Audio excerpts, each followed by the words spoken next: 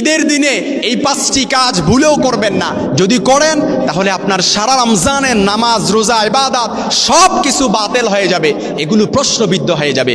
এজন্য সাবধান এবং সতর্কতার সাথে বলছি, কানগুলো খরগোশের কানের মতো খাড়া করে শুনে নেন। এই 5টি কাজ ঈদের দিনে কখনো করা যাবে না। একজন মুমিন বান্দা সে যখন সারা রমজানে নামাজ, রোজা, সাহারি, ইফতারি, তারাবি পড়ে, তারপর এগুলো আদায় করার পর সে যখন শাওয়ালের চাঁদ উদিত হয়, শাওয়ালের প্রথম দিনে 2 রাকাত নামাজ আদায়ের মাধ্যমে ঈদকে সেলিব্রেট করে, এই ঈদের দিন আমরা হর হামেশাই 5টি কাজ করার কারণে সারা রমজানের ইবাদতগুলো আমাদের কাছে প্রশ্নবিদ্ধ হয়ে যেতে পারে। এজন্য আল্লাহ তাআলার কাছে ইবাদতগুলো কবুল করানোর জন্য ঈদের দিনে 5টি কাজ থেকে বিরত থাকবেন। সাবধান এবং সতর্কতার সাথে বলছি, 1 নাম্বার যেটা করবেন না সেটা হচ্ছে ঈদের দিন এমন কোনো কাজ করা উচিত নয় যেটা নবীজি সাল্লাল্লাহু আলাইহি সাল্লাম করতে নিষেধ করেছেন। অথচ আমরা হর হামেশা ঈদের দিনে আল্লাহ রাসূল যেটা নিষেধ করেছেন এরকম অনেক কাজ আছে আমাদের দ্বারা সংগঠিত হয়ে যায়। এই জন্য আমি একেবারে নাম ধরে বলতে চাই না, তবে এতটুকু বলি যে ঈদের দিনে এমন কোনো কাজ করা যাবে না যেটা নবী সাল্লাল্লাহু আলাইহি সাল্লাম করতে নিষেধ করেছেন। 2 নাম্বার, মা বোনদের জন্য এটা একেবারে অত্যন্ত গুরুত্বপূর্ণ। ঈদের দিন যেটা করবেন না সেটা হচ্ছে আনন্দের নামে বেপরদায় ঘোরাফেরা করা যাবে না। আমাদের অনেক মা বোন আছে আনন্দের নামে সাজগুজ করে, মেকআপ করে, পার্লারিং করে। অনেকেই আছে যে মহল্লার অলিতে গলিতে ঘুরে বেড়ায়, অনেক পর পুরুষকে দেখায়, পর পুরুষকে আকৃষ্ট করে।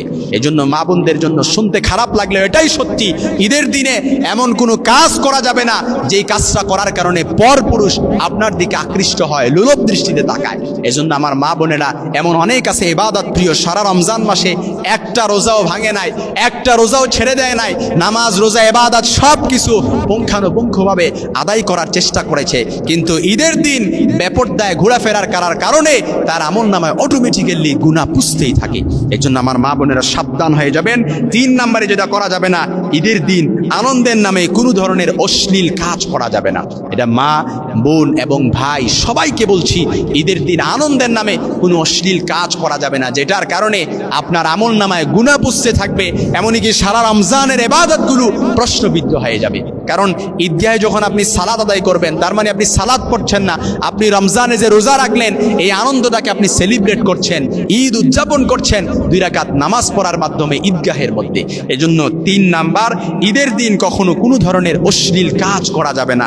4 নাম্বার যেটা করবেন না সেটা হচ্ছে ঈদ উৎসবের নামে, ঈদ আনন্দের নামে কোনো মা এবং বোন পুরুষের বেশভূষা পরা যাবে না, কিংবা কোনো পুরুষ, কোনো ভাই মহিলাদের বেশভূষা ধারণ করা যাবে না। কারণ আল্লাহ রাসূল বলেছেন, অমুসলিম কোনো কৃষ্টি কালচার যখন আপনার ভেতরে প্রবেশ করবে, আপনি যখন ইহুদি নাসারাদের কৃষ্টি কালচার অনুসরণ করবেন, মান তাশাব্বাহা বিকাউমিন ফাহুয়া মিনহুম, তাহলে আপনি তাদের দলভুক্ত হয়ে যাবেন। এজন্য 4 নাম্বার, ঈদের দিন এই কাজটা কখনোই করা যাবে না। 5 নাম্বার যেটা করবেন না সেটা হচ্ছে ঈদ আনন্দের নামে আতশবাজি। তারপর আছে আতশবাজি, অনেকে আছে পটকা ফুটায়, এমনকি নাচানাচি করে, অনেকে আছে ডিজে পার্টি করে, অনেকে আমি দেখেছি গাড়িতে, অনেকে আছে ডিজে পার্টির আয়োজন করে, সফর করে।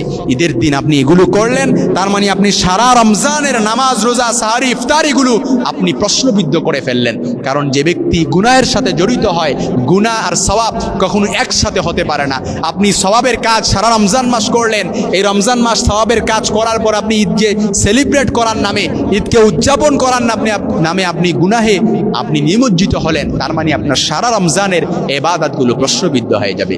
এজন্য মা বোন এবং ভাই যারা আছেন সবাইকে বলছি, ঈদের দিনে 5টি কাজ কখনো করা যাবে না। যদি এই কাজগুলো থেকে বিরত থাকতে পারেন তাহলে আল্লাহ তাআলা আপনার ইবাদতগুলো, আপনার নামাজ, সাহারি, ইফতারি, তারাবি সব কিছু আল্লাহ তাআলা কবুল করে নেবেন। আর যদি এই কাজগুলোকে আপনি আনন্দের নামে, উদযাপনের নামে, সেলিব্রেট করার নামে আপনি যদি এই কাজে, গুনাহের কাজে নিমজ্জিত হন, তাহলে অনায়াসে বলা যেতে পারে এই সব ইবাদতগুলো আপনার প্রশ্নবিদ্ধ হয়ে যাবে।